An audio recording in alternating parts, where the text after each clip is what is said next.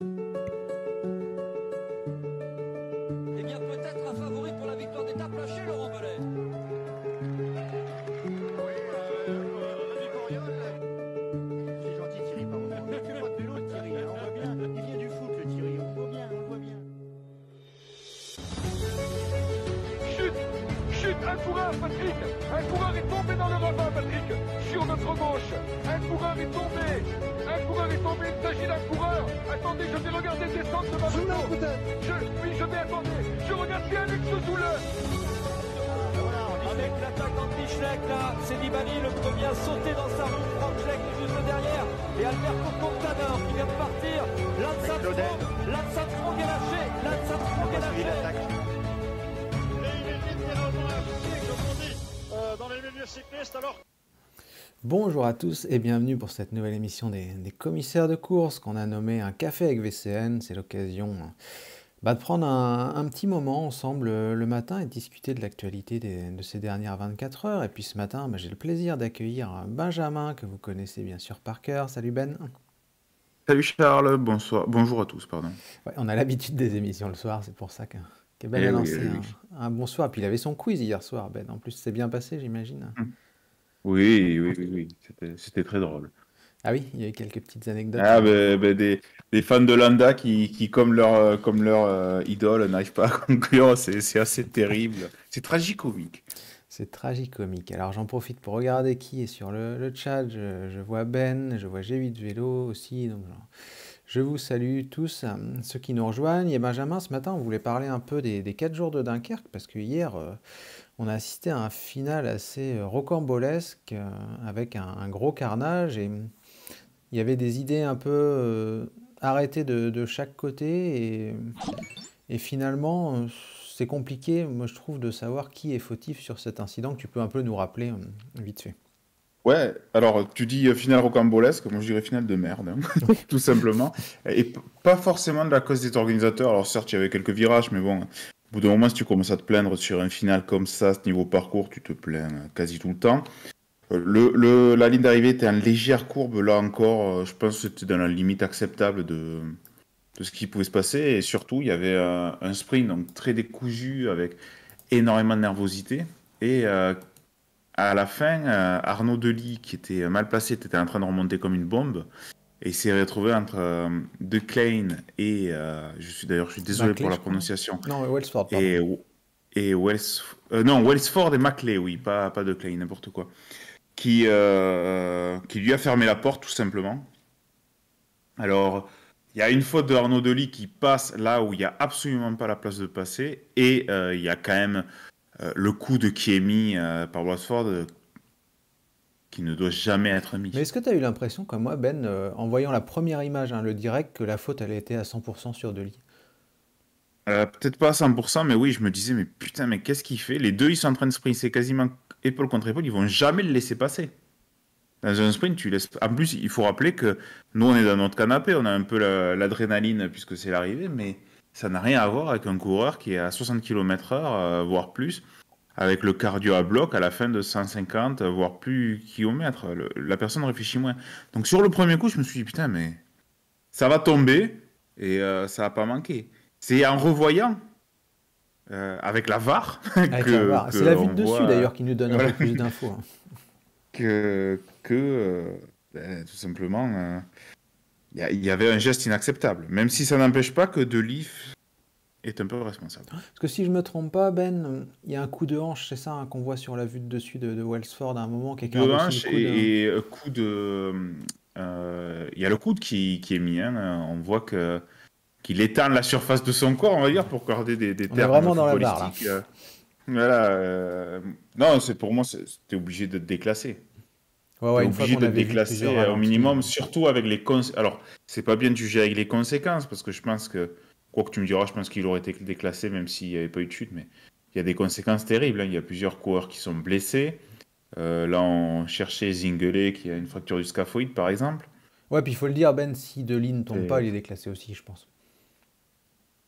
Ouais, honnêtement, je pense. Je pense, oui. Oui. D'ailleurs, c'est assez cocasse parce que Delis termine 6ème du sprint parce qu'il franchit la ligne un peu. Sur le dos. sur le dos. Et on va parler du bilan infirmerie parce qu'il il y a des dommages. Bon, pour Maclay, ça a l'air quand même plus ou moins superficiel d'après le communiqué d'Arkea là, qu'on regardait tous les deux avant l'émission. Mais tu l'as dit, Axel Zinglet, ça va être très compliqué. C'était l'un des favoris en plus de ces 4 jours de Ouais. Dunkerque. Et on regardait un peu sur Google parce qu'on n'est pas des experts médicaux. Et il semblerait qu'en plus, un scaphoïde, ça équivaut à une absence assez longue. Ouais, c'est dommage. Bon, alors, c'est encore plus dommage parce que c'est pas du cyclisme français et tout ça, mais je pense que ça va pas être le seul à pas prendre le départ demain. Il y a eu tellement de coureurs qui sont tombés et il y a eu tellement peu de communication des équipes. Ouais, parce qu'on a dû C'est chercher étonnant là ce matin. d'ailleurs. On a pratiquement rien trouvé d'officiel à part Arkea au Mm, final. c'est ça. Et on sait même pas qui est tombé finalement, hein. C'est un tel gloubi-boulga de coureurs qui s'effondrent juste avant la ligne d'arrivée que même le classement de l'étape ne nous permet pas de savoir avec précision qui est tombé, qui est resté sur le vélo. Puisqu'ils sont tombés juste devant la ligne d'arrivée, il y en a qui ont dû passer la ligne d'arrivée, le cul par terre. Ouais, comme Arnaud Donc, Delis. comme Dely, comme Maclay, je Thyssen, pense je qu'il crois, c'est passe. l'Intermarché qui tombe. Ouais, Maclay, je sais c'est pas très s'il passe la compliqué. Je crois ligne. que j'ai vu, alors je sais plus si c'est Nantes ou Nice, un gars qui est tombé presque en soleil au passage de la ligne d'arrivée, mais on ne sait pas qui c'est. Je pense qu'on va avoir plus de précision cet après-midi en voyant qui ne part pas, tout simplement. Ouais, ouais, ouais. Et ce que je voulais dire aussi, c'est que du coup, c'est Arvind de Klein qui s'est imposé, le coureur, j'allais dire de la Rally Cycling, mais maintenant c'est Human Power Elf, pardon. Et première victoire de l'année pour eux. Tout à fait. Ben écoute, déjà il a réussi à rester sur son vélo. Bon, il tournait autour, hein. Il avait fait deuxième à Antalya, troisième en Turquie, au sprint chaque fois. Bon, ben là, il arrive en Europe, il score immédiatement. Ben, félicitations à lui. On a Jason Tesson qui finit deuxième. Alors, tu vois, je me demande si il n'y a pas la chute, lequel des deux finit avant l'autre. Parce que Tesson, tu vois que dès que ça chute, il coupe son effort. Mais non, c'est félicitations à De Klein. Tesson fait 2 et donc Ekoff fait 3, la team DSM. Et on va noter quand même, parce qu'on parle beaucoup de Pierre Barbier qui fait quatrième pour la BNB. Donc il commence l'épreuve, je vais dire, sur une bonne note, l'équipe de Jérôme Pinault, même si je crois qu'il y a quelques coureurs qui ont chuté. Ouais, puis Pierre Barbier, ça lui ferait du bien de gagner parce qu'il a Mm. toujours pas remporté de succès chez les pros. Il avait gagné en Bulgarie, mais c'est des épreuves de classe 2. Donc là, pourquoi pas, hein, vu le parcours. Et justement, on va parler un peu du parcours. Ben, je stream l'excellente présentation de Zach, hein, qui nous a mis les différents profils. Aujourd'hui, on devrait avoir un scénario similaire à hier, je pense, entre Béthune et Maubeuge. Ça a l'air assez plat dans l'ensemble. Ouais, parce que je vois qu'il y a une cote sur la fin de parcours à 14 km de l'arrivée, 13 km, mais bon, 700 mètres à 6%, ça devrait pas. À moins qu'il y ait vraiment eu de la casse et que des coureurs tentent de s'échapper. Mais je pense que ces coureurs-là, ces punchers attendront l'étape 3, qui finit au Mont-Saint-Éloi avec un circuit autour du Mont-Saint-Éloi qui me fait penser d'ailleurs à certains circuits qu'on voit l'avant-dernier jour ou le dernier jour des boucles de la Mayenne, Mm. avec des côtes qui finalement n'ont l'air de rien, mais l'enchaînement rend la course difficile. Ouais, tout à fait. Alors, tu parlais de la troisième étape, je vais mettre le profil là, que Zach a tracé en plus d'avoir fait la présentation.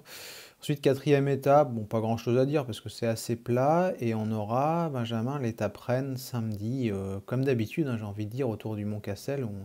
On aura cette ascension qu'on va retrouver, je crois, 8 fois, si je dis pas de bêtises. Oui, 8 fois, désolé, je comptais. Bah, c'est le retour de l'étape Rennes. Moi, je l'aime beaucoup cette étape, hein. Il se passe toujours des choses, c'est sympa. Généralement, ça finit toujours presque un par un. C'est d'ailleurs, ça faisait 2 ans qu'on avait été privé des 4 jours Ouais, de Dunkerque. C'est pas une épreuve au début, quand je commençais à suivre le vélo, que je portais forcément dans mon cœur. J'ai appris à l'aimer et il me tarde de la revoir, cette épreuve, enfin cette étape. Parce que je pense qu'il y aura beaucoup de bagarres. Le plateau me semble assez hétérogène, donc on devra avoir beaucoup de dégâts. gars, ça va être sympa. D'ailleurs, c'est marrant, Ben, parce qu'on parle souvent du dénivelé positif, et là, je regarde l'estimation que nous a donné Zach, il n'y a que 800 mètres, et au final, je pense que tu as raison, il y en aura de partout, alors que il n'y a pas tant de dénivelé que ça quand on regarde le parcours. Non, mais après, c'est pas long, mais t'as des pavés déjà.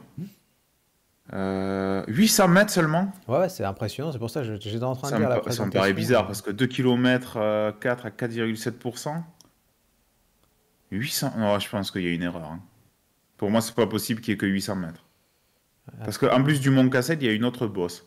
Donc pour moi, c'est... Après, on monte qu'à 154 mètres d'altitude, si je lis bien le profil. Ouais, mais... Ouais, tu me diras. Ouais, Non, je voir, pense qu'il y a peut-être plus. il y a peut-être Pour un moi, il y petit a peu plus. plus. Pour moi, je pense qu'il y a même peut-être le double. Ouais, les Parce 40 qu'il doit premiers faire kilomètres, 50 c'est mètres plat de comme dénivelé la main. positif par bosse. Quoique. Ouais, non, à voir. À voir, ouais, en effet. À voir. Et puis pour finir là-dessus, le dimanche, Vas-y. c'est tout plat. Ouais. Oui, Comme d'habitude, voilà, ce circuit, on le connaît, voilà, autour de la c'est ça. plage à Dunkerque, hein, on a tous des images en C'est tête. ça. hein. Des fois, il y a des échappées qui survivent parce que le circuit est technique, donc à voir. Mais bon, je pense que ce sera un sprint. Ouais, alors je vois les commentaires. Genre, on va parler du Giro justement un peu, parce qu'on l'a pas encore fait avec Benjamin. Il va pouvoir nous donner ses favoris, mais on va d'abord finir En rapidement. plus, je suis allé acheter ce matin, en faisant les courses, Vélo Magazine spécial Giro. Ah oui, tu nous diras Ah ouais. ce que tu en as pensé. Bon, j'ai rien lu encore, hein. Mais... Ouais, donc pour finir sur ces 4 jours, Benjamin, est-ce que tu vois des favoris qui se dégagent pour la victoire finale? Moi, je pense que Zingley, quand même, était le favori, voire l'un des Ouais, grands alors, favoris. mais je vais Delhi mettre aussi, un autre parce que coureur. Delhi, c'est vrai qu'il passe bien les bosses avec les sprints. Mais... Qui ça? Arnaud Delhi aussi pouvait faire partie des favoris, parce qu'il est capable de passer les bosses. Ouais, bon, là, malheureusement, avec sa blessure, Alors, avec sa chute, Willer-Fitz je nous pense met que Sam c'est Wellsford, mort. vu les cuisses qu'il a, le Mont Cassel, je pense que c'est pas possible, sincèrement. Mais de Lee, je pense que le Mont Cassel, c'est peut-être encore un peu trop dur pour lui. Alors, je regarde vite fait la liste des partants.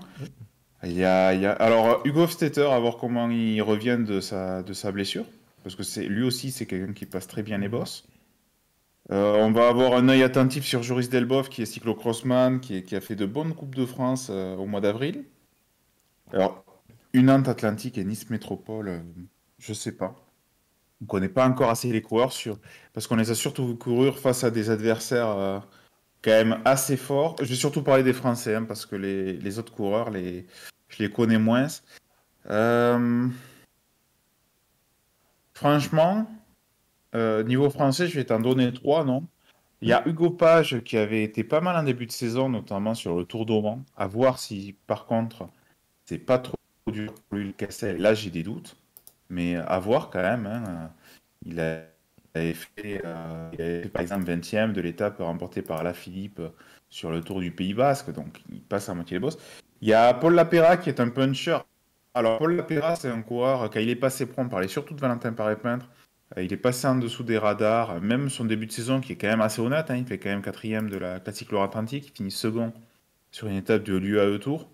Je le trouve pas mal, mais surtout pour moi, même je vais t'en donner 2 favoris, ils sont dans la même équipe, c'est la Cofidis, qui est l'équipe quand même qui joue à domicile. C'est Alexis Renard, ouais, Benjamin. Alors, tout d'abord, Alexis Renard qui fait 5e aujourd'hui, et je crois pas qu'il soit tombé, qui vient de faire 7e du circuit de la Sarthe, et qui s'est révélé l'an dernier chez Israël. Et Benjamin Thomas qui, s'il tient la même forme à l'étoile de Bessèges, va être un sacré favori. Parce que lui, il peut partir à 10 km de l'arrivée, on peut ne pas le revoir. Ouais, d'ailleurs, côté étranger, puisque tu en parlais, Benjamin, Nils Sekov qui passe bien les postes, il a pris 4 secondes de bonif. En plus, hier, en terminant 3e, donc ça me paraît être aussi un gros candidat à la victoire finale. De Klein, j'ai regardé un peu pendant que tu parlais ses références, on n'en a pas trop. Donc s'il prend 30 ou un peu plus de 30 secondes de bonif sur les étapes, je ne sais pas s'il sera capable de limiter la casse à Cassel. À vrai dire, enfin, je sais pas ce que tu en penses, Ben, mais je trouve qu'on manque un peu de références pour lui. Je ne sais pas s'il y a des gens sur le live qui le suivent assez et qui pourront peut-être nous donner des infos, mais ça peut être une inconnue aussi. Ouais, mais en plus, Cassel, c'est souvent tellement compliqué pour certains coureurs. S'il y en a un, tu vois, s'il revient bien, c'est Jacques Stewart. On n'en parle pas parce que tout le début de saison, il était blessé. Mais ça, c'est un coureur qui a parfaitement le profil pour remporter la course également. Il y a Laurent Spiti aussi, mais il revient d'une fracture de la clavicule, mais lui aussi, il Ouais, a le profil. Il faudra voir si sa forme tout à fait. est bonne ou C'est pas. vraiment l'équipe Groupama, on connaît, enfin qu'on connaît, avec des bons petits coureurs qu'on connaît peut-être un peu moins parce il y a qu'un Français finalement. C'est très rare hein, que la Groupama n'aligne qu'un Français, mais je pense qu'il y a de quoi faire. Ouais, tout à fait. Et puis il y a le jeune Sam Watson aussi, le jeune Britannique, qui peut être intéressant à découvrir. Ça va être intéressant en tout cas à suivre parce que ça a l'air assez ouvert. Parce que pareil, il y a des mecs comme Oliver Nassen que je vois sur la liste de départ, mais Oliver Nassen, on est loin du niveau qu'il a affiché il y a quelques années, donc je suis pas certain. Gianni Vermeersch aussi. Il y a Gianni Vermeersch, ouais, effectivement. Donc il y a pas mal de monde, ça s'annonce assez ouvert, donc ça va être sympa à suivre toute la semaine. Damien Touzé, ouais, aussi, effectivement, ça peut être un coureur qui peut briller sur ce type de parcours. Rapide au sprint est capable de. En fait, c'est très compliqué à pronostiquer parce que, bon, déjà, tu vois, tu m'aurais demandé s'il n'y avait pas eu la chute hier, je t'aurais parlé de Zingelé. Bon, Ouais, clairement. malheureusement, voilà. Mais un parcours comme ça, par étape, avec le Mont Cassel, avec un plateau qui est quand même on retrouve là les plateaux qu'on a perdus avec le Covid. Des plateaux qu'on a retrouvés sur certaines courses de France, des plateaux qui vont permettre à d'autres coureurs, peut-être un peu moins forts, de montrer ce qu'ils valent. C'est très compliqué à pronostiquer parce que des courses comme ça, on en a eu très peu depuis le début de la saison. On ne sait pas qui est tombé également. On n'a pas forcément les meilleurs coureurs des équipes, en tout cas Continental Pro ou World Tour. Donc même un Philippe Gilbert pourrait essayer de faire quelque chose de pas mal. Hein. Ouais, tout à fait. C'est vrai qu'il n'y a pas de favori. Et ça fait du bien d'ailleurs de retrouver ces épreuves Ouais. avec un peu moins de Moi, concurrence. franchement, j'ai regardé plusieurs Coupes de France également. Je me suis régalé sur certains. Et d'ailleurs, je trouve que cette année, bon là c'est un petit peu hors sujet, mais on a vraiment de belles courses. Ouais, carrément. C'est vrai Hormis que le Tour de Romandie qui était nul. hormis la Romandie et la Flèche, on est quand même assez Ouais. gâtés, je trouve. Tiens, je salue Fabio d'ailleurs. On a parlé de BNB un peu tout à l'heure. Peut-être Cyril Barth d'ailleurs chez BNB, même s'il revient aussi un peu à la compétition. Il a fait l'échappée aujourd'hui, hier, pardon. Il était dans l'échappée. Pierre Barbier, mais ça serait vraiment bien. Et franchement, je serais heureux de voir Pierre Barbier remporter un sprint. Oui, parce que malgré ce Sur, qu'on dit, on n'a rien contre eux. On espère, les oui. coureurs, ils y peuvent rien. Non, non. Ils font tout ça. Non, on et puis je espère, pense que on va pas- franchement, une victoire d'étape sur les 4 jours, je pense que ça ferait un bien fou à l'équipe, même mentalement. Ouais, Ça parce que pourrait là, permettre de débloquer quelque chose. ouais, ça doit être compliqué parce que le Tour de Bretagne, je pense qu'on s'attendait quand même malgré tout à une victoire d'étape parce qu'on reste sur une épreuve Ouais. de classe 2. Puis c'est vrai qu'il y a 7 étapes en Bretagne, si je dis pas de bêtises. Donc ça laisse quand même un peu comme au Rwanda, pas mal de possibilités. C'est pas juste 2-3 Oui. étapes. Et je pense qu'on s'attendait quand même à gagner avec Laurence ou avec Ferrat. C'est ça. Laurence qui revenait, c'est vraiment un bon coureur qu'ils ont. Hein. Qui finit 3e le dernier jour, qui a été de mieux en mieux alors qu'il revenait de blessure contractée autour du Rwanda. Puis Attention à Axel Laurence sur ce mois de mai. ouais, que ce soit Johan Lebon en plus qui s'impose, ancien pensionnaire de la maison, c'est vrai que ça. Ouais. Bon, on espère pour Clairement. eux quand même qu'il y aura une victoire à un moment Oui. sur les 4 jours, sur une Pro Series, ça relancerait la dynamique parce que aborder ouais. le Tour de France dans ces conditions, c'est quand même pas ce qu'on leur souhaite, hein, loin de là. Ouais. Tout à fait. Ouais, Ben, passons au Giro si tu le veux bien. Oui, parce qu'on avance est-ce qu'il maintenant. qui va animer le mois de mai C'est dans 2 jours un autre déjà. maillot rose. Pardon? C'est dans 2 jours déjà, puis là on a une start list quasi définitive, hein, tout est quasiment Ouais. tombé, donc on y voit un peu plus clair. Ouais, Est-ce que tu es bah, excité franchement, d'ailleurs bah, à l'idée de retrouver le Giro? ouais, bon, alors, moi, il y a pas mal d'étapes que je vais voir en décalé, hein, puisque je bosse les après-midi, mais ouais. Franchement, ouais, clairement. Je trouve le parcours vraiment bien. Bon, on va pas forcément revenir dessus parce que je Ouais, crois on que en a t'en as parlé déjà avec Greg, parlé, on ouais, en avait lundi parlé matin. également cet hiver. J'aimerais bien retrouver la page du parcours, voilà, sur tout simplement mon vélo magazine que j'ai acheté. Non, franchement, il me tarde, et en plus, même pour nous Français, vous savez que je suis cocardier. On a quand même deux coureurs qui vont se battre pour le classement général. Hein. Ouais. Romain Bardet et On a- puis Guillaume Martin.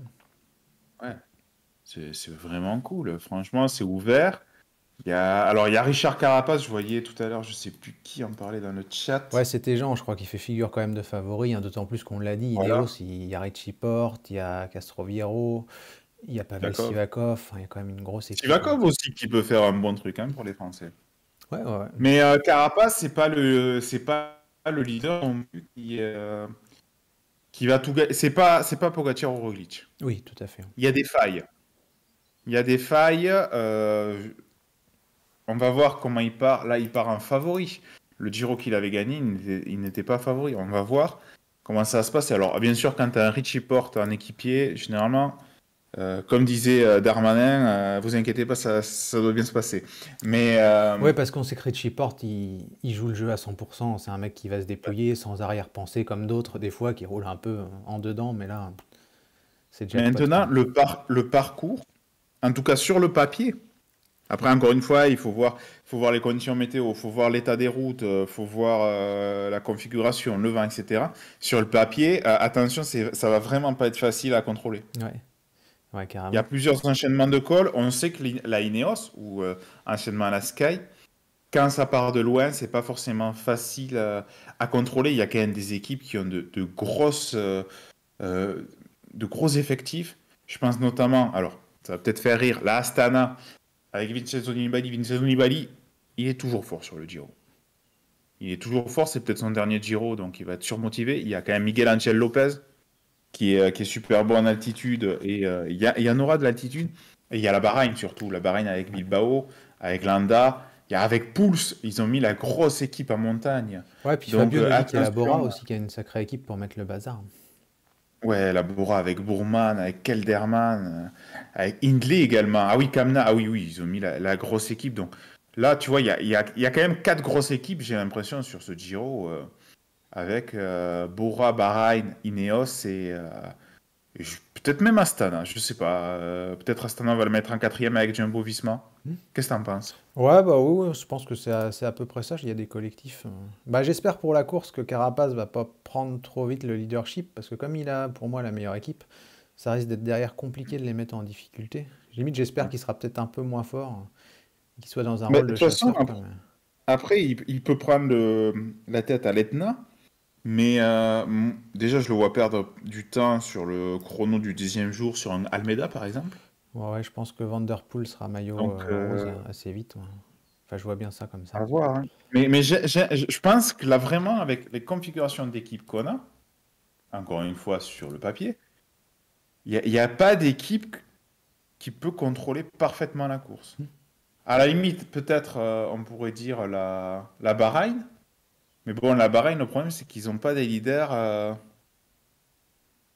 qui peuvent écraser une course comme peuvent le faire des Slovènes, par exemple. Oui. Si un Landa est leader, par exemple, tu auras toujours la possibilité de jour 100. Tu vois ce que je veux Oui, dire? puis un chrono à la fin aussi. Ouais, aussi. Non, c'est C'est ouvert. bien. Alors peut-être qu'il y a... Oui? Tiens, avant de parler des Français, parce que c'est vrai que c'est un des points qu'on n'a pas trop évoqué la fois dernière, j'aimerais bien, Benjamin, avoir ton prono sur le premier maillot rose et puis le podium, parce que c'est vrai que tu l'as pas encore donné, toi, ton podium pour la course. Alors, le premier maillot rose. Alors, on arrive au sommet d'une côte de 5 km à 5%. Ouais, arrivé pour Puncher, hein, vraiment. Ouais, alors...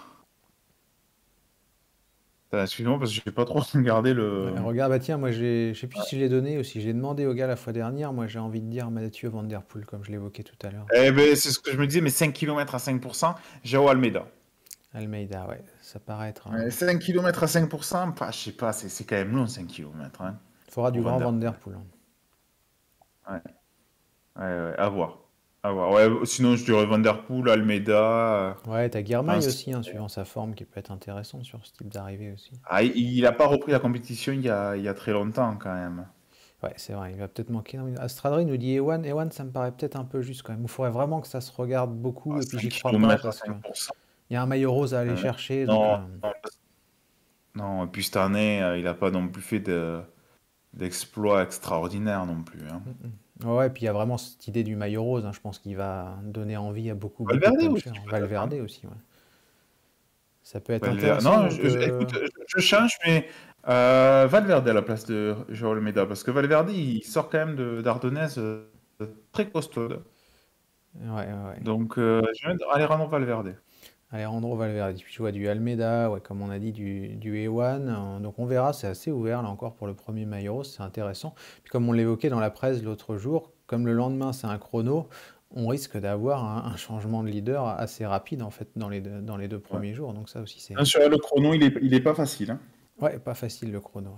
Mais après Van Der Poel, il a montré au Tour de France, hein, souvenez-vous, l'an passé qu'il pouvait résister, donc peut être aussi intéressant. Bon, bien sûr, si c'est Almeida qui gagne, il a des chances de le garder le lendemain, mais sinon, à voir, parce que l'UAE, on Mais en parlait, l'équipe autour d'Almeida est pas si forte que ça, donc je sais pas si on aura envie d'aller chercher le rose dès le premier jour. tout à fait. Mais tu vois, quand tu vois même les 5 premières étapes de ce Giro, tu as une étape qui plate, mais qui finit pour puncher. Un contre-la-montre, un peu difficile, mais un contre-la-montre. Une étape pour sprinter, une étape de montagne et une étape, on verra ce qui se passe, mais en milieu d'étape, il y a quand même 17 km à 4,5% de moyenne. Donc, si les coureurs veulent tenter, ils peuvent quand même tenter. C'est sympa ce début de Giro, je trouve. Ouais, carrément. Alors les Français, Benjamin, du coup, on va faire un peu le tour, on va les prendre un par un, parce que bon, on a le temps, à moins que tu n'aies pas le temps, je sais pas, je t'ai même pas demandé Non, avant non, l'émission. ça va.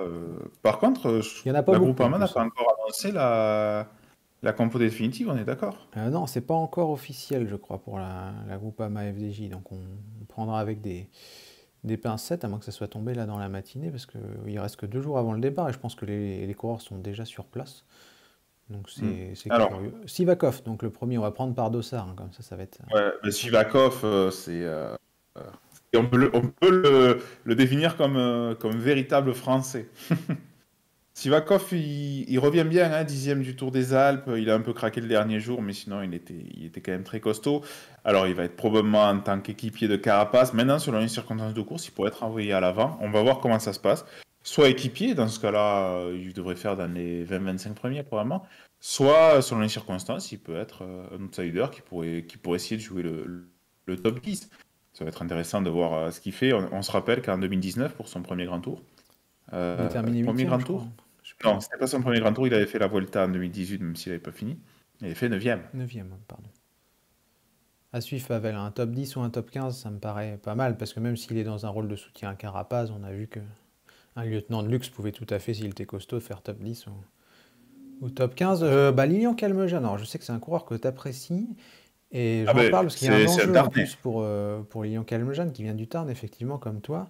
Cet enjeu, c'est de remporter un succès sur un 3e grand tour et de rentrer dans cette fameuse liste des vainqueurs d'étapes sur tous les grands tours. C'est ça. Donc, Lilian Calmejane, objectif victoire d'étape. Cette année. Alors, Lilian Calmejane, il est.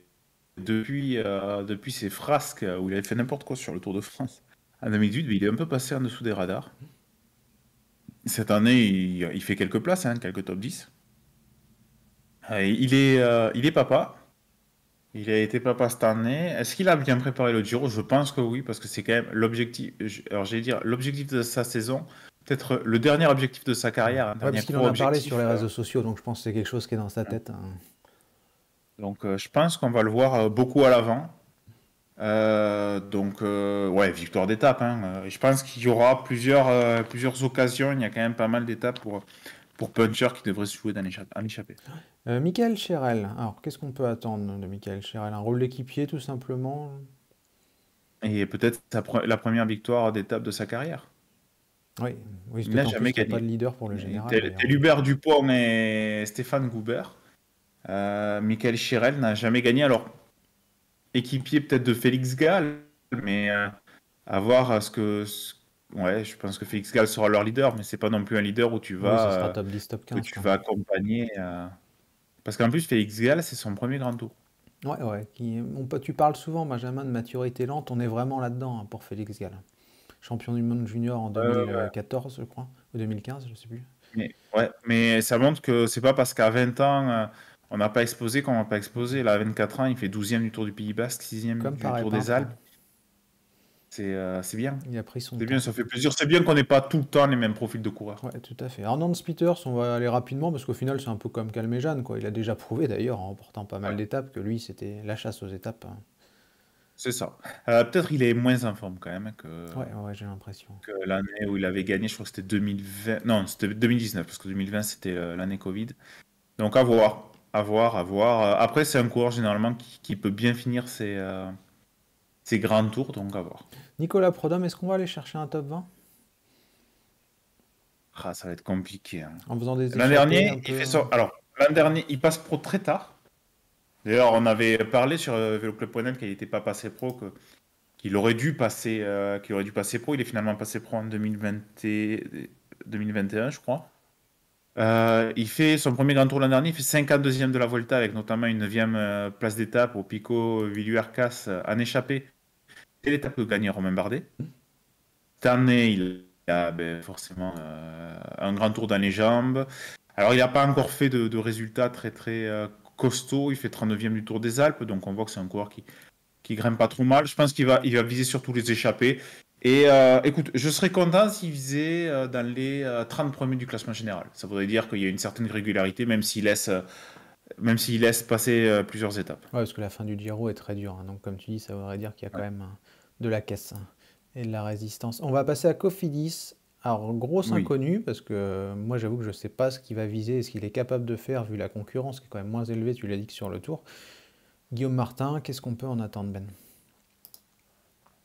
Alors, je vais peut-être être très très optimiste. Hein. Pour moi, Guillaume Martin, avec ce qu'il a montré sur les derniers Tours de France, les 2 derniers, et sur la Vuelta avant sa grosse chute, et malgré sa grosse chute, devrais-je dire, minimum top 5. Minimum top 5. Il fait quand même 8e du Tour de Catalogne, 9e de Paris-Nice, 3e du Tour des Alpes. C'est un coureur qui, mine de rien, vous vous rappelez hein, quand Cyril Vasseur a dit qu'il visait le top 5 du Tour de France, avec lui, tout le monde a rigolé. C'est un coureur qui fait des top 10 à la toque sur la plupart des courses World Tour auxquelles il participe, que ce soit Grand Tour ou que ce soit course d'une semaine. L'an dernier, il enchaîne 8e du Tour de France, 9e de la Vuelta, avec une très grosse chute à la Vuelta. Il a un esprit offensif qui peut lui permettre de se glisser dans des coups, même si il a un jour sans, et qu'il prend 5 ou 10 minutes, avec sa capacité à rentrer dans les échappées, dans les étapes de montagne, on peut le voir remonter au classement général. Puis son avantage, Benjamin, c'est peut-être qu'il ne sera pas surveillé au final, parce qu'on le cite très peu par rapport au Carapaz, au Yates, au Lopez, au Bardet ou autres favoris. Il est très très peu cité par rapport à, comme tu dis, sa régularité depuis 2 ans maintenant, quoi. Ouais, il est moins cité. Après, attention, quand même. Il y a des chronos, mais c'est le problème aussi. Il y a peu de... Et de toute façon, les chronos, encore une fois, hein, face à qui va perdre beaucoup de temps? Face à João Almeida, surtout. Ouais, il y a Yates aussi qui roule bien quand il a envie. Il y a Yates. Mais Yates, franchement, avec la... Bon, il y a Bilbao. Avec la haute montagne, avec la très haute montagne qu'il y a, je ne le vois pas en vainqueur du Giro. Ah, mais après, tu me diras pour le top 5, oui. Avoir Simon Yates, c'est bizarre quand même. Moi, je pensais plus pour le top 5. Tu as les mecs comme Bilbao qui vont je pense qu'il va se battre avec des mecs comme ça à peu près. Des Tobias Foss qui roulent bien aussi. Mais franchement, avoir sa forme, hein, mais il peut viser plus haut que top 5. Hein. Je sais, moi je dis top 5, top 10, on sera peut-être un peu déçu, mais pas. En fait, top 10, je pense qu'on ne sera pas déçu. S'il n'est pas top 10, ça sera une déception pour moi, par contre, vu le plateau. Oui. Sauf s'il y a chute, sauf s'il y a. Sauf incident, bien entendu. Non, Guillaume Martin, top 10, ça sera bien, top 5, ça sera très bien, et au-dessus, ça sera excellent, mais je pense qu'on peut lui mettre. Franchement, dans les favoris du Giro pour la victoire finale, il doit être à minima à 1 étoile. Hein. Oui, je pense que ça paraît plus plausible. Hein. Ça fait, de toute façon, si on met une dizaine de mecs, hein, c'est ça l'idée. Hein, je pense 1 étoile, ça paraît tout à fait logique. Alors chez Cofidis, on va continuer. Je vois, on va pouvoir tous les prendre d'un coup parce que Pérez, Périchon et Rochas, je pense qu'ils auront plus ou moins le même rôle, c'est-à-dire soit aider Guillaume Martin si ça va, soit se glisser dans les échappées si jamais ça va pas. C'est ça, Pérez et Périchon qui passent bien les bosses, qui vont déjà sur la main de montagne et qui vont sur le premier col pouvoir essayer de passer, surtout Anthony Pérez, et aller chercher les bidons notamment, même si Guillaume Martin sera en tour avec des Villela. Hein. Villela, il est costaud tout le temps dans les 30 premiers des classes World Tour cette année. Et Rémi Rochas, ça sera sans doute celui qui accompagnera Guillaume Martin le plus loin possible, et comme il a fait sur la Vuelta de gagner dernière. une étape si ça va pas pour Guillaume Martin, je pense. Ouais. Peut-être les sprinters aussi. Oui, parce qu'il y a pas mal d'arrivées un peu dures. Mais Rémi Rochas, il ne faut pas oublier qu'il est 15e de la dernière Vuelta pour son tout premier grand tour. C'est vrai. Alors, inconnu, très haute montagne. Deuxième inconnu, la météo. commence à se passer avec une météo qui peut être très mauvaise. C'est un tout petit gabarit à voir. Mais Rémi Rochas, on peut le voir dans le top 20 du classement général final. Hein. Puis c'est vrai que la Vuelta, c'est quand même un grand tour où derrière le top 10, c'est très très faible. Donc là, on aura un vrai enseignement, je pense. Si jamais il joue un peu le général sur sa capacité à tenir face à des mecs quand même un peu plus costauds. Parce que je pense que dans le top 15 du Giro, on trouvera des coureurs plus costauds que dans le top 15 de la Vuelta, quoi. Ça sera, enfin, à mon avis, ça sera plus significatif s'il refait un top 15 cette fois-ci. Après, je sais qu'on n'est pas d'accord, toi et moi, mais pour moi, un top 15 de la Vuelta, ça reste quand même significatif de la capacité à tenir 3 semaines et surtout de bien grimper. Ah oui, oui, non, mais je veux dire, c'est la concurrence qui est souvent pas. Oui. Que je me rappelle plus, il faudrait que je retourne sur l'affiche, mais je crois de mémoire, et je vais regarder que Ah, il y a Oumen, il y a Champoussin derrière lui. derrière lui, ouais, c'est Champoussin, c'est Ah, Caruso qui faisait. Enfin, il faisait pas le général, quoi. C'était des mecs, tu vois, Cabedo. Bon, Mais Rochas non plus, hein. Rochas, c'était un équipier. Hein. ça reste, ouais. Bon, après, c'est très bien, hein. Je me suis dit, moi, si j'étais capable de faire top 15 du Tour d'Espagne, Ah, je moi serais bien content. Mais blague à part, ouais, on verra, ça va être à suivre en tout cas, Rémi Rochas. On va passer à la suite et je me perds dans mes pages, donc je reviens en arrière. Groupama. Pardon, Ben, je t'ai coupé. Groupama. Groupama, Après. ouais, bah Arnaud Démare, hein, tout simplement. Arnaud Démare, alors pour resituer le contexte, les sprinteurs, il y a Caleb Ewan, Mark Cavendish et Arnaud Démare. En gros, c'est les trois gros noms, je pense. Nizzolo aussi, non, qui revient. Et Nizzolo aussi, même s'il a été blessé, donc il faudra voir. Ouais. Enfin, il y a trois gros noms, je trouve, après. Hein. Bah, Arnaud Démare, on va espérer qu'il fasse un Giro comme en 2020. Hein. Bah, sinon, On la rappelle, course, en ça va être 2020, longue pour la c'est 4 FDJ, hein, victoires c'est ça d'étape. le problème. Ouais. Enfin, vu la compo, Ouais, alors si ça, elle est par bonne. contre, je suis désolé, mais je n'accepte pas des compositions d'équipe comme ça. Hein. Il y a, sur le 8 coureurs, il y a 7 qui grimpent pas. Allez, 6 qui grimpent pas. Un qui grimpe dans les 50 premiers, c'est Ludvigson et Walter qui va se retrouver tout seul. Donc pour moi, il y a au moins un ou deux coureurs de trop pour Arnaud Démare là. C'est incompréhensible de. Bon, après, s'il gagne 4 victoires d'étape, je fermerai ma bouche. Hein, mais Bah, même surtout s'il en qu'il n'y a gagne pas 2. tant de sprints que ça, moi je trouve. Hein. Parce qu'il y a quand même, tu l'as dit, hein, Benjamin, il y a quelques étapes où il y a des petits coups de cul, notamment la quatrième, là, ces fameux 17 bornes là, de montée, c'est pas dit que ça arrive au sprint quand même. Il n'y a pas beaucoup d'étapes plates comme là. Sprint sûr, il y a 3e étape, 6e étape, 11e étape. Et c'est tout. Donc 7 coureurs pour Et 3 étapes, 18e étape. le ratio me paraît quand même. Enfin, c'est dommage hein, de ne pas avoir. Surtout que la FDJ, là, c'est intéressant et je vais en dire du bien parce qu'on a vu qu'il y avait une certaine densité depuis le début de saison, ce qu'on ne voyait pas du tout depuis de nombreuses années et qu'on critiquait, enfin, quand tu es nombreux à critiquer. Et on a vu, je trouve, et tu vas me donner ton avis, Benjamin, c'est que bah, finalement, quand on enlevait cette idée de leader unique, ça se passait beaucoup mieux. Enfin, moi, je trouve que les mecs étaient plus décomplexés et plus performants et que c'était intéressant à voir. Donc, je trouve ça dommage qu'on n'ait pas essayé un peu ça sur ce Giro, quoi. Oui. Après, il va y avoir une très grosse équipe hein, sur le Tour de France. Il va y avoir Storer, Gaudu, Pinot, Madouas, Paché probablement. Mais j'aurais mis sur le Giro un Rudy Mollard, peut-être un Matteo Badilati. C'est des coureurs comme ça qui peuvent jouer, peut-être pas le général, mais qui peuvent jouer des échappées en montagne, quelque Ouais, mais chose. moi, j'aurais mis un Quentin Paché Sébastien sur le Giro, tu Reichenbach vois, aussi. Hein. par exemple. Comment? J'aurais mis un Quentin Paché, parce que Quentin Paché, tu l'as dit, il fait un super début de saison. Malheureusement, au Tour, il n'aura pas trop de liberté, parce qu'il devrait quand même être derrière. Ouais. Gaudu, Après, peut-être Storer qu'il et est en fin de Pinot, cycle. donc, petit, oui, bah après, je veux dire, dans la planification du début de saison, hein, je veux dire des Oui, programmes. oui, je suis d'accord. Maintenant, oui, Je suis tu l'as totalement dit, c'est pas d'accord. Pour possible. moi, c'est pas possible de mettre 6 coureurs qui peuvent se retrouver hors délai sur une étape. Hein. Ah ouais, parce Franchement, que... ça tourne mal, ils peuvent se finir à 2. Hein. Ouais, puis le problème, c'est que si Arnaud démarre, bah, a un petit souci, comme ça peut arriver à n'importe quel coureur sur la course, derrière, Konovalovas, Ludvigson, Scottson, Sinkeldam, Guarnieri et compagnie, mais ils peuvent rien faire parce qu'ils passent pas un pont, donc de toute façon. Ludvigson Oui, peut, mais je veux dire, il gagnera pas une étape, quoi. peut faire quelque chose. Allez, Ludvigson. Allez, Je vais j'enlève mettre Ludvigson Ludvigson pour être sympa, mais tu vois, Scottson, Sinkeldam, Konovalovas, Davy et Guarnieri, bah déjà, ils vont pas assez vite au sprint pour espérer ne serait-ce qu'un top 5 sur une arrivée massive. Et comme ils passent pas un pont, bah la moindre étape difficile, c'est terminé. Donc, Ça. si jamais c'est un souci, en gros, tu as 5 mecs minimum qui servent absolument à rien de la course, quoi. Je comprends. Ouais, c'est vraiment bizarre. On revient dans les travers de la Groupama. Ouais. Et il y a Parce l'effectif. Encore, il y a des que, années où tu non. sentais qu'il n'y avait personne, donc de toute façon, il fallait bien mettre des mecs. Oui, Mais oui, là, oui, mais là, même, tu vois, ils auraient mis un Olivier Legac, qui est quand même. Alors, je sais pas s'il est blessé parce que je vois aucune course sur oui, le ou un programme, il a Bruno pas couru. Armirail, enfin des mecs qui Mais voilà. Armirail, je pense qu'il sera sur sera sur sur le le Tour de tour, France, peut-être en vu soutien, la mais doublette qu'il fait avec Gaudu. Mais non, mais enfin, encore une fois, il y a Reichenbach, tu aurais pu le mettre, tu aurais pu mettre ouais, parce que Belgatti. Reichenbach, il fait un bon début de saison. Kevin Genietz, là, tu vois, je reprends la liste, je regarde un peu la liste. Ouais, ouais, Ils seront pas tous sur le tour, hein, forcément. Jack ah non. Stewart, il est un peu court, je pense, physiquement pour faire le Giro, mais il y a quand même des, on l'a dit, Paché, Madouas, Bon, enfin, c'est comme ça. c'est comme ça. Alors passons à la suite. Est-ce qu'il y a d'autres Français? Parce qu'il n'y en a pas tant que ça au départ. Je vais continuer Il y en Intermarché, a ne un bouge autre, pas. oui. Il y en a un autre qui, Ah bah oui, c'est Romain Bardet, forcément. voilà.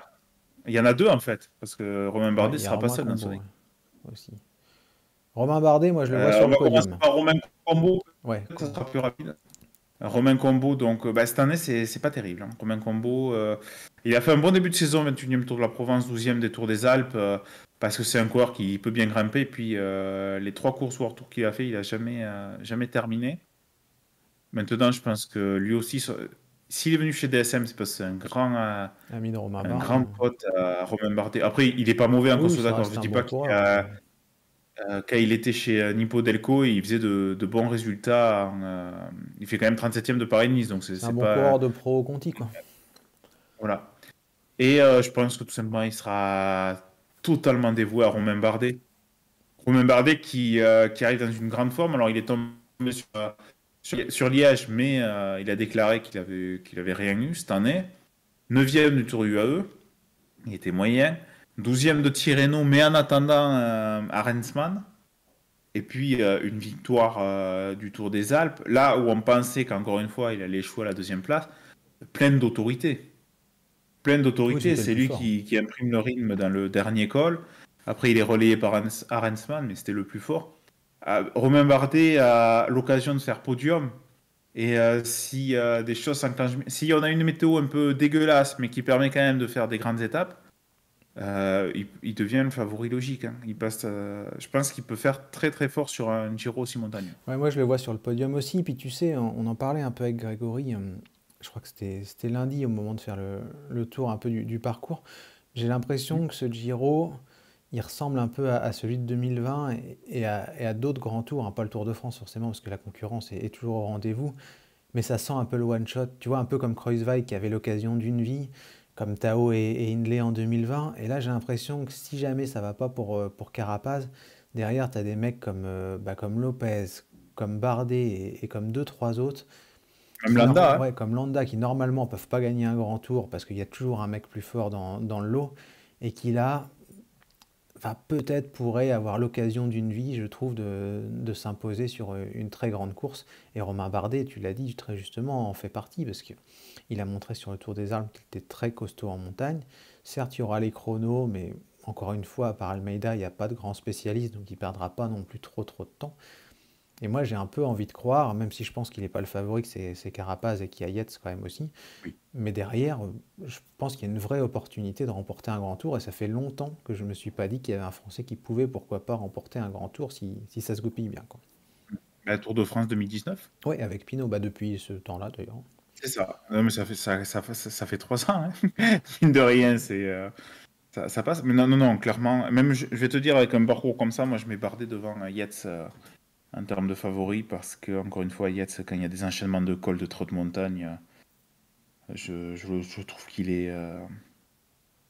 Pour moi, Yates, s'il n'a pas pris un pet avant sur l'étape de la Marmolada, il prend un tir monumental. Puis on a vu au Tour des Asturies pour Simon Yates qu'il est retombé dans ses travers, quoi. Il y a une étape et il prend 10 minutes. Après, on dit qu'il a eu un coup de chaud, moi, je sais C'est pas. le gars Yates, c'est le gars qui, sur 14 jours, peut être le premier du classement général en se baladant, mais comme il avait fait en Bah, l'année 2019 ou Froome, ouais, 2018. exact. Et après, quand on arrive à la haute montagne, qui exploserait complet. Mais à voir. Mais ouais, Romain Bardet, franchement, c'est ça qui est super intéressant pour nous, cocardiers. C'est de pouvoir suivre deux coureurs qui peuvent jouer la gagne, quoi.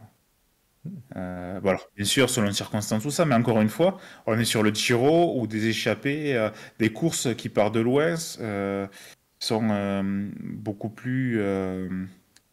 Mince, je suis perdu le mot. Enfin, qu'il y en a beaucoup plus, quoi.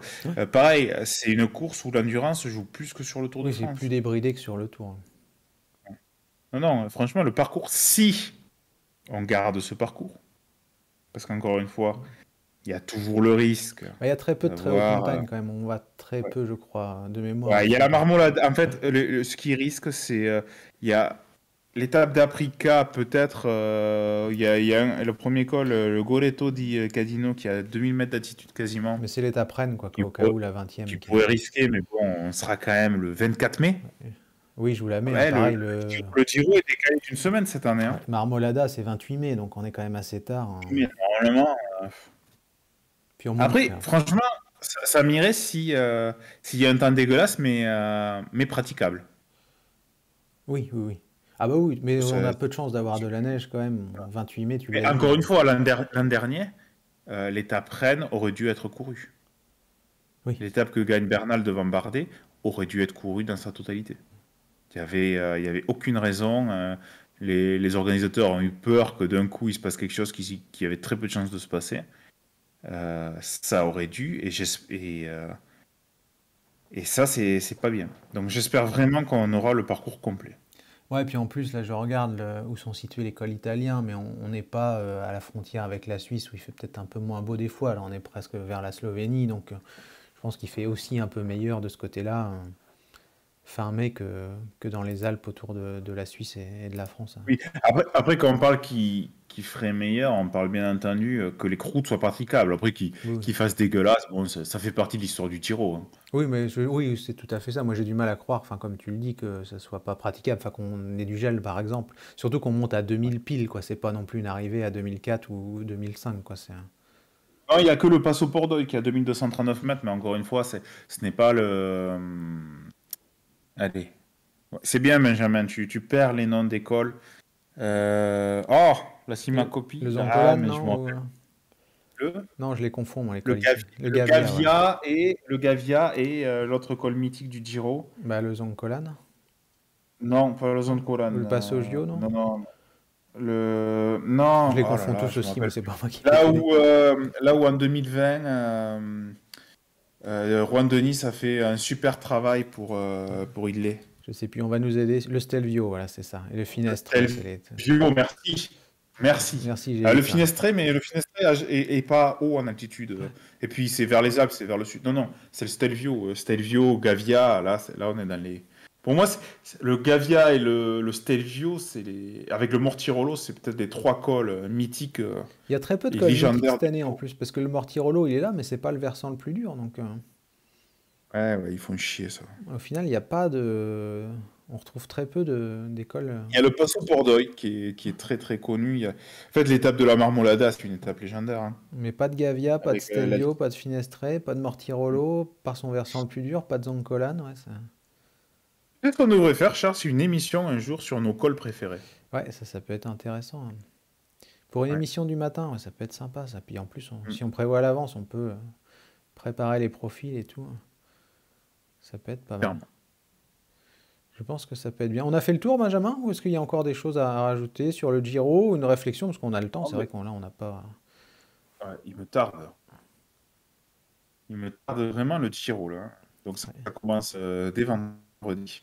Moi, j'avoue que c'est ma course préférée. Et, Bon, je dois dire qu'il n'y a pas l'intensité du franchement- tour, quand même. Le tour, il y a cette intensité qu'on retrouve, malgré tout, je trouve, nulle part ailleurs. Ouais, mais en plus, le Tour de France, il y a les vacances, il y a l'été, Mais le Giro aussi. En plus, là, je regarde et ça C'est la tombe plus plaisante à bien. suivre, j'ai envie de dire, le Giro.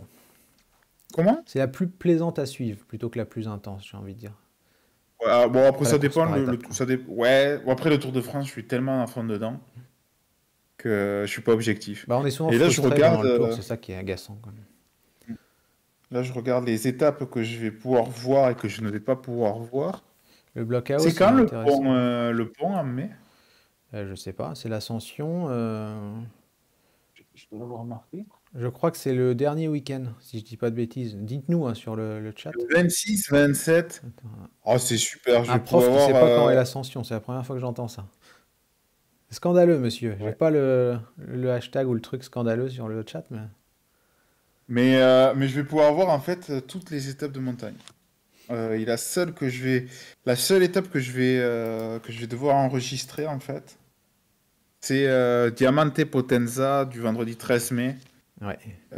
qui est une étape de moyenne Et montagne. celle-là apparaît Mais très sinon, très toutes sympa. les J'en ai autres, parlé avec Greg lundi matin. ouais.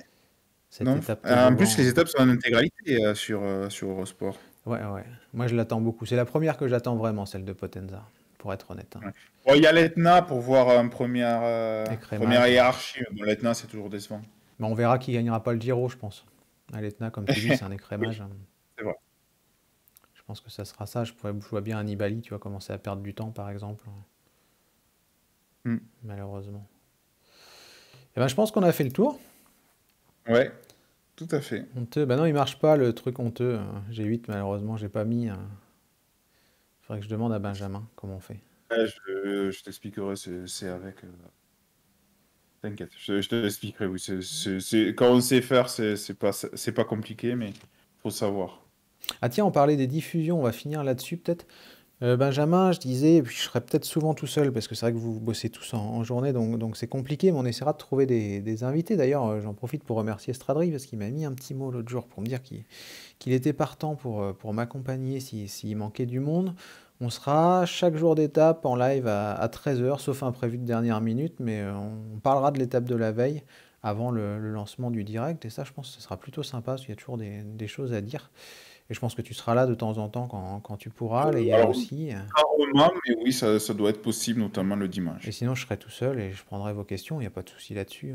On a plus l'habitude maintenant, on est un peu plus à l'aise à l'idée de parler. Donc 13h tous les jours. Ben, tes quiz, on en est où? Alors, ce soir, il n'y a pas quiz. Ce soir, c'est Elden Ring. La semaine prochaine, mardi à 20h, quiz Tour de France, avant-dernière étape de plat. Et mercredi, premier des quiz Giro, puisqu'on va faire ensuite sur les 2 semaines qui suivent, surtout des quiz Giro. Là. Il me reste 2 quiz Tour de France à faire le mardi, et après, ça sera sinon du Giro.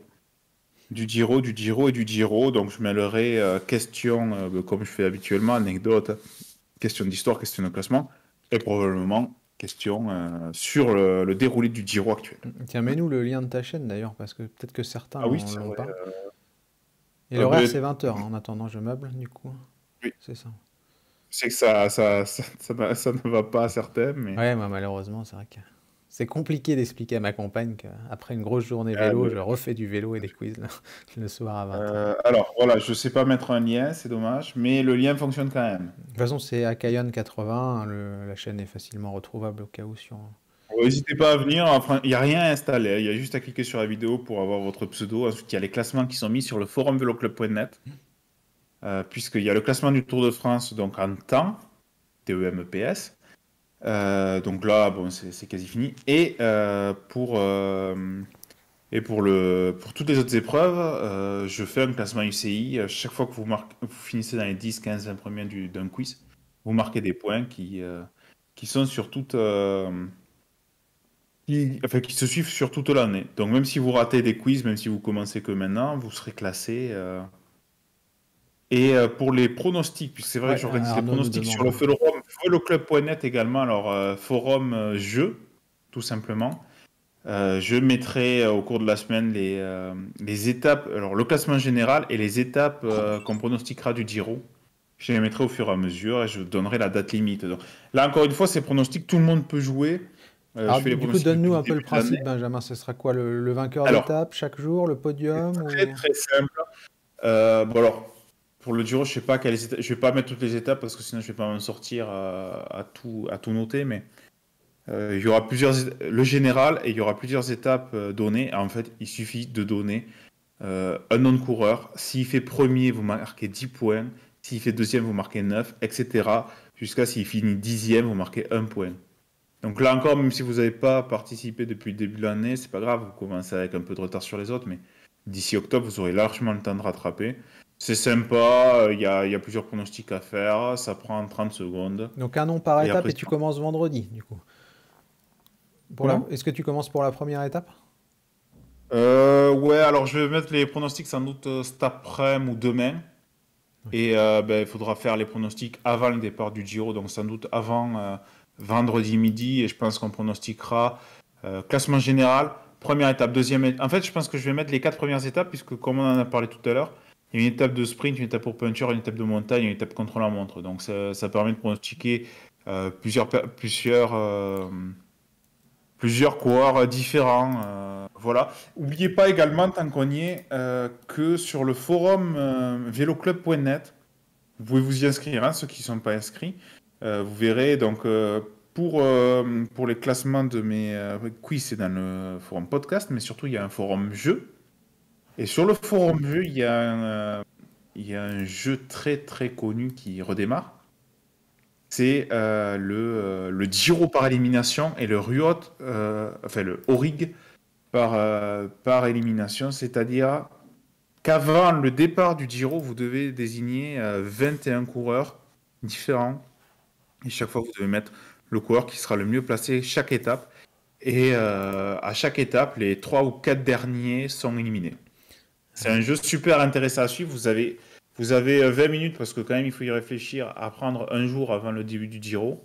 Et ensuite, vous avez juste à venir voir les soirs d'étape, qui c'est qui a éliminé, tout ça. C'est super intéressant à faire. Il y a pas mal de jeux qui sont lancés, notamment par Paglia Orba, qui organise beaucoup de jeux chaque année. C'est le forum Élimination, je vous promets, c'est super intéressant à suivre. Et Je vous conseille vraiment de le faire. Tu me donnes une idée du coup, et je sais qu'il y a beaucoup de gens qui nous suivent, qui sont fans de jeux. Je ferai bien un live demain, tiens, je sais pas trop à quelle heure, si je serai tout seul ou si on trouvera du monde.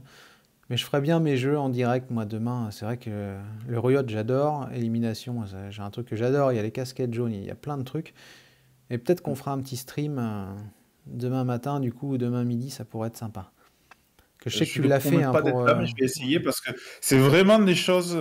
Ceux qui sont fans de vélo, parce que je sais qu'il y en a qui nous écoutent sur Twitch, mais qu'il y en a qui nous écoutent en replay sur YouTube ou sur Mais si t'es là, je m'adapterai à toi en termes d'horaire parce que ouais, toi t'es fan aussi. Je sais que tu l'as déjà fait en plus, que tu l'as déjà streamé. On verra si on fait sur ta chaîne ou sur la nôtre, peu importe. Mais bon, on peut même le faire sur les deux. Ou sur les deux, ouais. Mais si on fait un truc tous les deux, ça peut être sympa, ouais. Ouais. Non, franchement, c'est. Je vous conseille vraiment de le faire. Parce que c'est vrai que ça prend du temps, notamment sur l'Aurigue, c'est-à-dire le Giro, donc 21 coureurs classés, le meilleur classé chaque fois. L'Aurigue, c'est le coureur qui va finir le plus loin derrière. Et c'est plus dur que pour trouver le vainqueur. C'est très drôle à réfléchir. Est-ce qu'on met un sprinter, est-ce qu'on met un équipier? Et surtout, c'est à suivre, quoi.